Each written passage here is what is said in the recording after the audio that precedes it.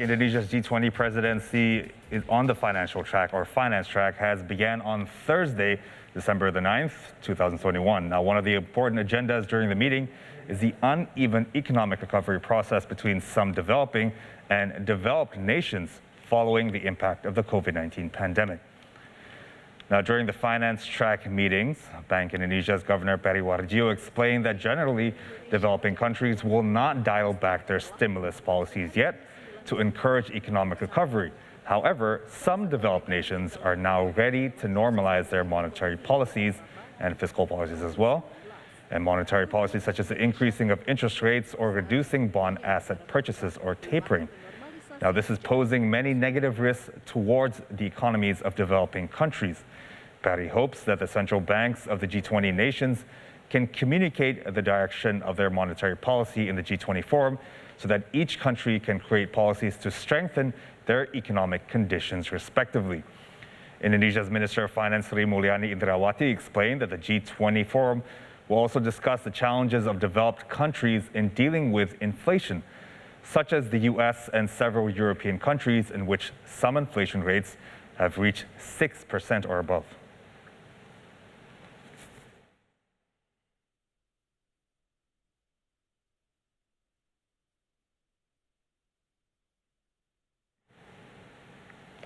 Well, to discuss further regarding Indonesia's G20 presidency, we are now being joined by Teuku Rifki, an economist from the Social and Economic Research Agency from the Economics Faculty of the University of Indonesia.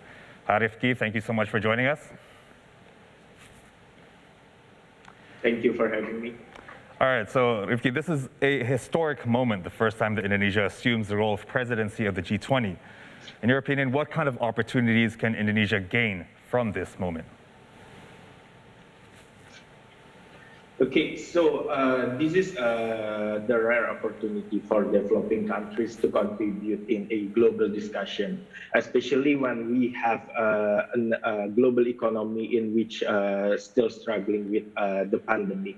So I think picking up from the previous two presidency of G20, Indonesia has a big challenge to fulfill the expectation of pushing broader representation of the developing countries agenda on the discussion among global leaders through G20 platform.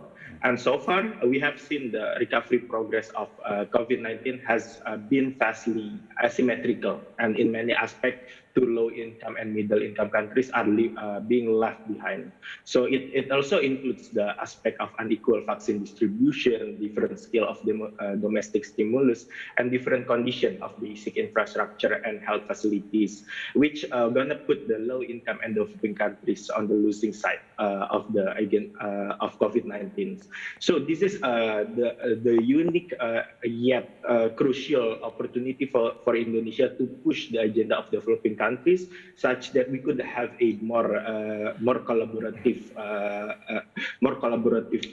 aspect in this G20 and putting a more equal recovery agenda going forward.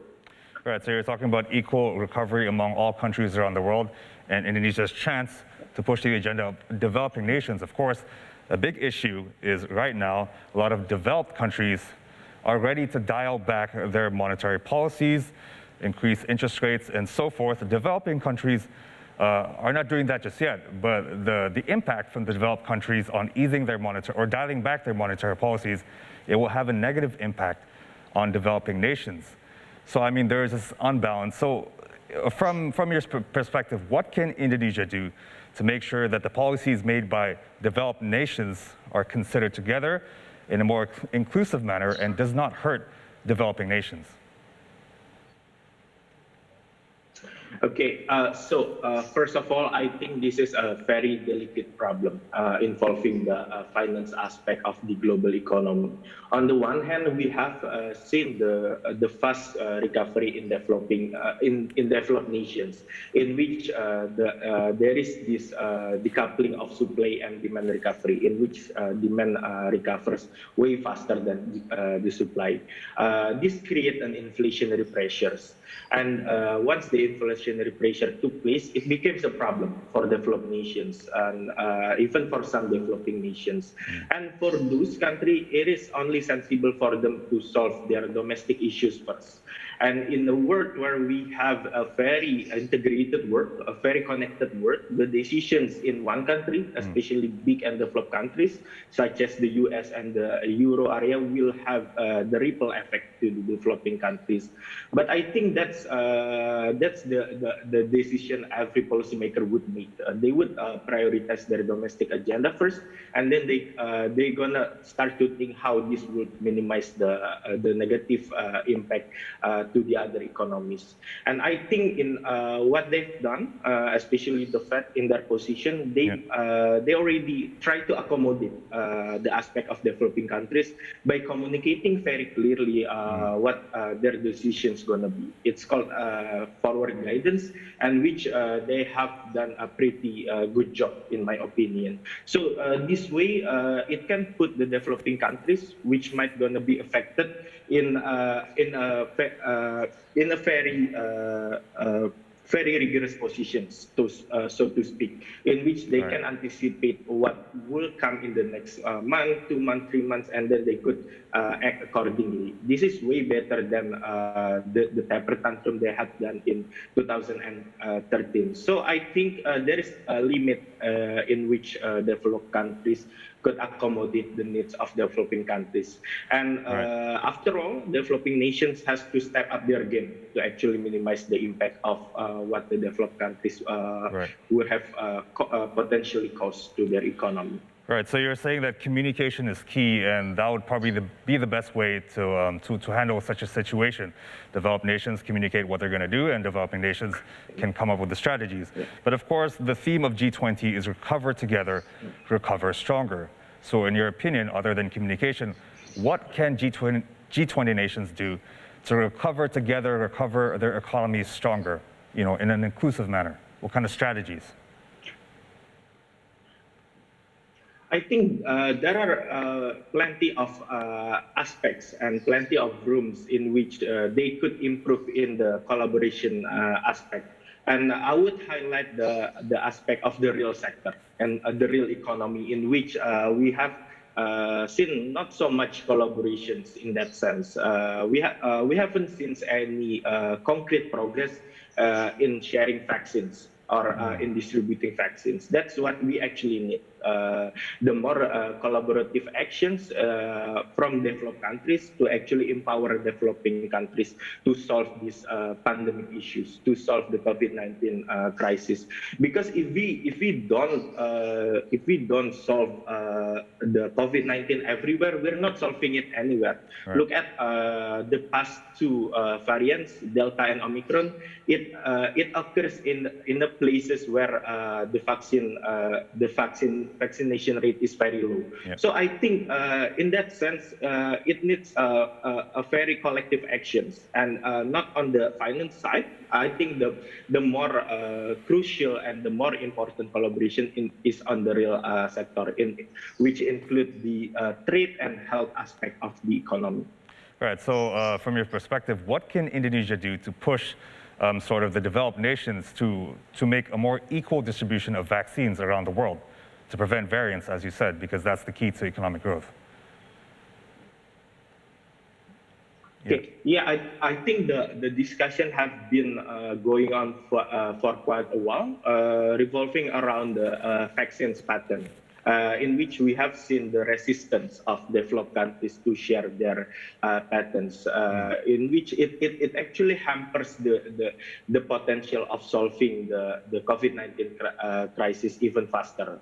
Look at the capacity of developing countries such as Indonesia, India, and Bangladesh, in which they could actually reproduce those vaccines once they get the patent waiver at hand. So this is a very delicate issue, including geopolitical aspect, and we haven't seen a really concrete steps taken by developed countries leader to actually in this frontier to actually solve the health aspect. So we are talking about so many aspects in the previous global conference, such as G20 and COP26, in which has nothing concrete been produced towards the health aspect, in which it is our very problem right now. All right. Now, there's another issue I want to talk to you about, is the fears of stagflation, rising inflation coupled with a slow or stagnant economic growth. Now, in your opinion, what kind of strategies should Indonesia push forward in the G20, in the G20 forum, so that the world can avoid stagflation together and more effectively? Okay, the stagflation is actually contributed by two aspects.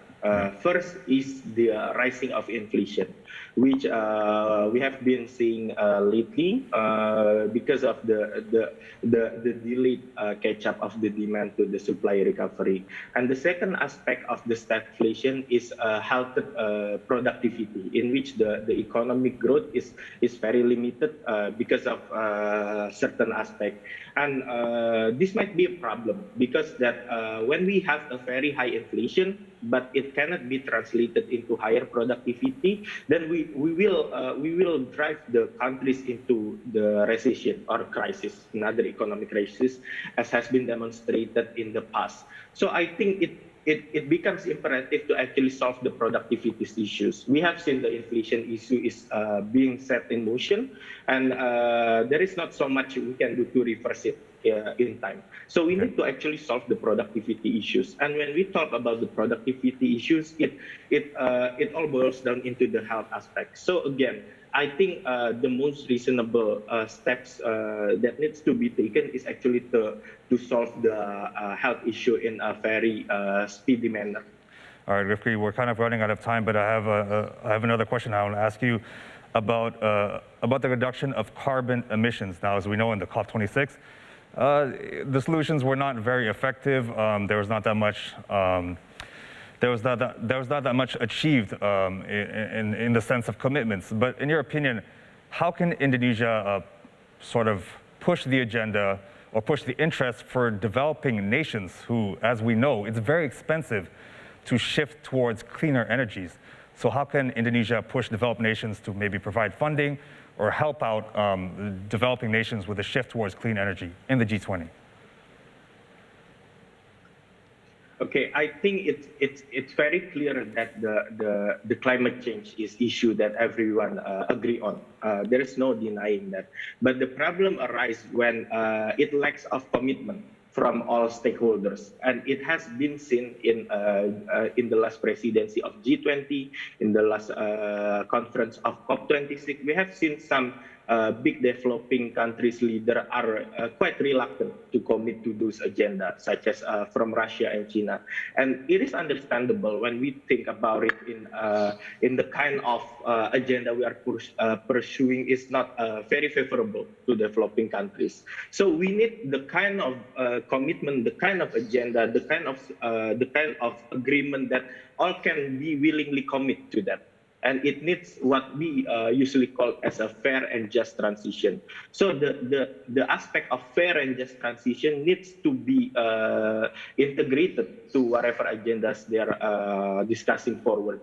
So I think it's crucial to create such a plan that is feasible, there is affordable, there is also could be committed for all countries. That way we could commit from developing countries' perspective, and the developed countries could provide whatever they have in terms of technological advantage, financial advantage, and so on and so forth. So I think the key issues here is to make something that everyone is willing to commit to. All right, so we're certainly hoping for the best from this G20 presidency by Indonesia. Rifki Teuku, Rifki, economist from the Social and Economic Research Agency from the Economics Faculty of the University of Indonesia. That's a mouthful. Rifki, thank you so much for joining with us, and thank you for giving us your insights.